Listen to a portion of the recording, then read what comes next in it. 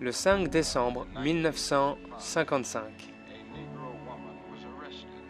une femme noire fut arrêtée, Madame Rosa Parks, pour avoir refusé de céder sa place à un passager blanc dans le bus. Très vite après que la nouvelle de son arrestation a circulé dans la ville, il y a eu une vive réaction spontanée. Je pense pouvoir dire qu'à peu près 99% de la communauté noire s'est élevée avec indignation.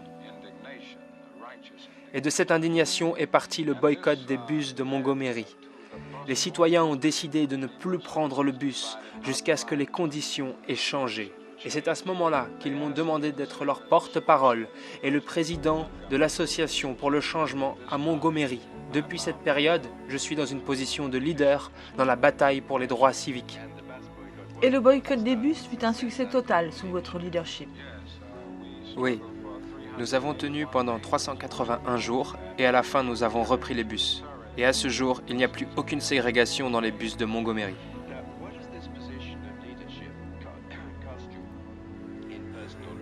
Quelles ont été les conséquences pour vous de ce leadership? Est-ce que cette position vous a exposé à des menaces ou à des violences? Avez-vous reçu des lettres? Oui, j'ai été menacé de très nombreuses fois.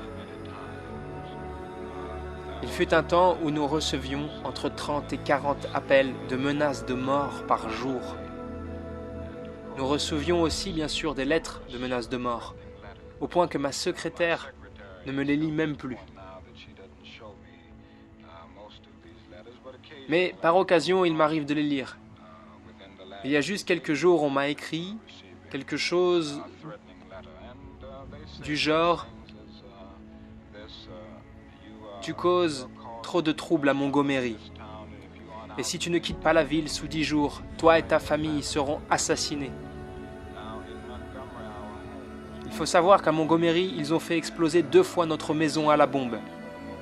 Et je l'espère, ce seront les pires violences à laquelle nous aurons à être confrontés. Toujours à ce jour, nous sommes confrontés à des menaces téléphoniques et des lettres. Avez-vous trouvé secours auprès de la police? Ont-ils fait leur travail comme ils l'auraient fait avec un leader blanc? À Montgomery, en Alabama, il est clair que non. Nous n'avons reçu aucune protection des forces de l'ordre.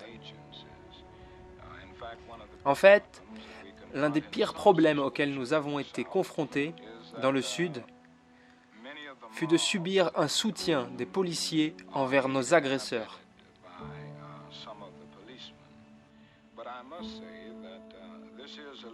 Mais je dois dire qu'il y a eu une petite différence à Atlanta, en Géorgie. Nous avons reçu de la protection. La police nous a protégés du Ku Klux Klan et nous fûmes protégés alors qu'Atlanta est une ville très au sud.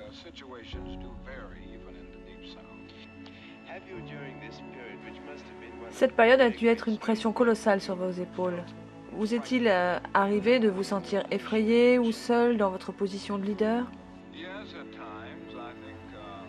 Oui, par moments, honnêtement, j'ai été confronté à la peur. Et je pense que personne ne peut traverser de telles épreuves sans traverser de profondes peurs. Mais il y a toujours eu, au fond de moi, une force qui m'a donné un sentiment de confiance et de sécurité. Et même dans les moments de solitude, il y a quelque chose à l'intérieur de moi qui m'a toujours ramené à la confiance. Parce que dans cette épreuve, je sais que ce que je fais est basiquement juste. C'est au-delà de moi. Ça n'est pas seulement pour les Noirs. C'est quelque chose qui englobe toute l'humanité. Et quand je ressens ça, je me relie à une certitude de fraternité universelle. Et dans cette certitude, la peur et la solitude s'évaporent. Par le fait d'un sentiment très puissant de sécurité, de confiance, qui provient de mon engagement total envers un idéal moral. Cet engagement vous a donné une confiance totale en vous-même et désormais vous êtes devenu le symbole, pour le meilleur ou pour le pire, de l'émancipation des Noirs dans les États du Sud. Pensez-vous que ce rôle est approprié? Vous sentez-vous légitime? Je dois confesser, encore une fois, qu'il y a des moments où je ressens que je suis en inadéquation. Ce n'est jamais facile d'accepter le rôle d'être un symbole, sans traverser de constants moments d'introspection et de remise en question. J'avoue que dans ces moments, je me demande si je suis à la hauteur, capable de faire face à tous les challenges et responsabilités de cette position particulière.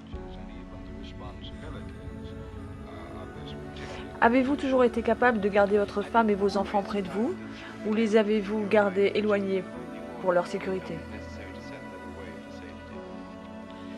Il y a eu des périodes où j'ai eu à les éloigner de moi pour leur sécurité, particulièrement quand nous étions dans le sud, en Alabama.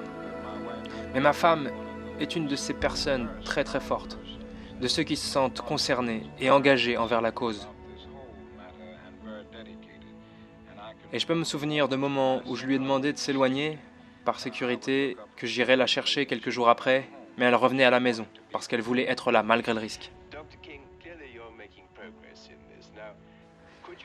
Pensez-vous que vous auriez pu faire plus de progrès si vos manifestations étaient basées sur des actions plus violentes et directes, en s'attaquant par exemple de façon plus menaçante à l'économie, comme l'ont fait certains Africains luttant pour l'indépendance de façon à reprendre les rênes de leur destinée?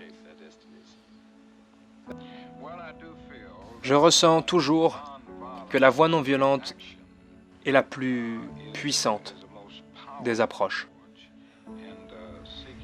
quand il s'agit de chercher la justice.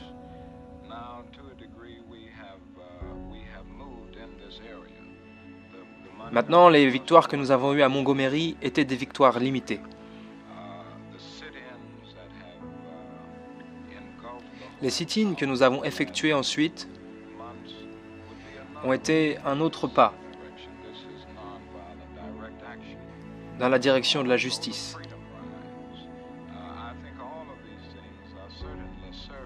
Et la marche de la liberté, les Freedom Rides,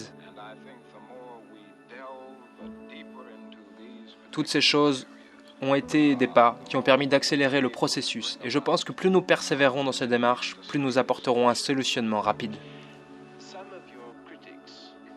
Certains de vos détracteurs disent que vous avez peur de la confrontation, que vous restez en marge des vraies problématiques. Je sais que c'est faux, mais j'aimerais connaître votre opinion à ce propos. Eh bien, je ne sais pas si j'aime aller au front. On m'a perçu comme quelqu'un de mou, comme un poltron. D'un autre côté, j'ai toujours fortement préconisé l'action directe. J'ai clairement défendu que c'était selon moi une de nos armes les plus puissantes pour faire pression en faveur des droits civiques et pour la dignité humaine. Donc je ne considère pas mon approche comme marginale, bien au contraire. Je crois qu'elle touche le fond du problème. J'ai participé moi-même à des sit-ins et j'ai été incarcéré pour ces participations. J'étais coordinateur de sit-in dans des cafétérias avec des étudiants lors des Freedom Rides. Donc je pense pas que ça soit juste de dire que je ne suis pas en accord avec la confrontation. Je crois en la confrontation non violente. Je comprends exactement pourquoi vous croyez en la non-violence, mais a-t-il été facile de convaincre ceux qui vous suivent du bien fondé de l'action non violente? Je veux dire, ça doit être une telle tentation que de rendre les coups à un blanc qui vous frappe. C'est la vérité. C'est parfois difficile de convaincre les gens que c'est le meilleur chemin. Et je pense que c'est toujours difficile pour nous tous de ne pas répliquer. Mais en prenant du recul, j'ai été positivement bouleversé de l'incroyable réponse que nous avons obtenue en prenant l'action non violente.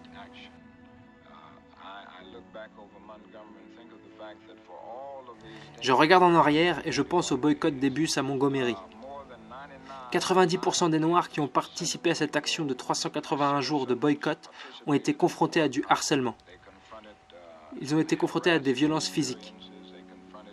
Ils n'ont jamais répliqué par un seul acte de violence physique. Et c'est aussi vrai pour les étudiants qui ont participé au sit-in.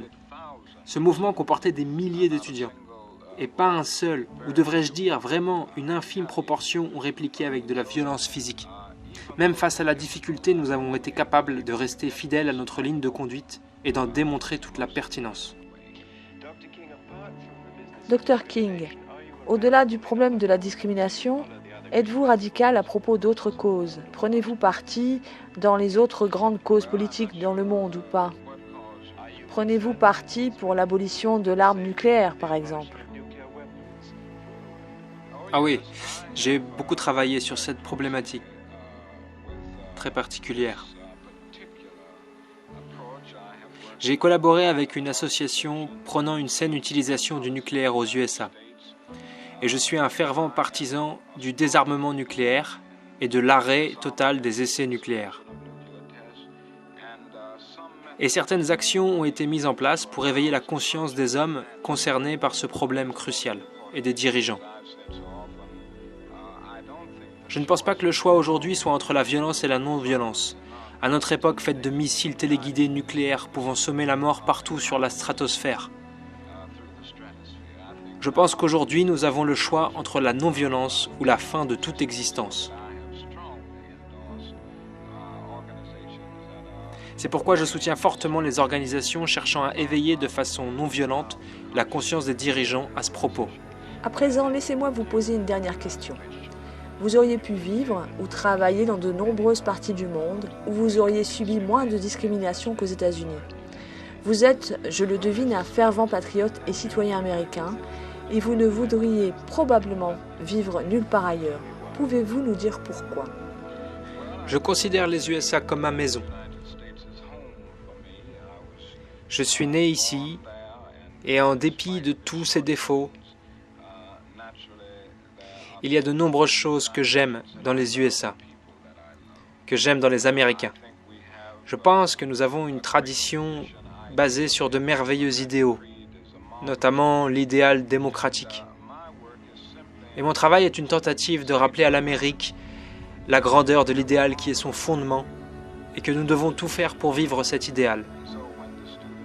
C'est pourquoi j'ai rejoint les étudiants quand ils ont décidé de faire des sit-ins dans les cafétérias. J'ai décidé de les rejoindre car pour moi il s'agissait de se mettre debout au nom de ce qu'il y a de meilleur dans le rêve américain et certainement aussi le meilleur dans le rêve de tous les hommes. Un rêve de fraternité et de paix, donc je vis dans ce pays avec le sentiment que nous allons dans la bonne direction et que nous pouvons solutionner les problèmes aux USA. Si assez de personnes se dédient à cela, s'ils dédient leur vie à lutter contre cette idée qui sépare les hommes des hommes sur la base de leur race et de leur couleur de peau.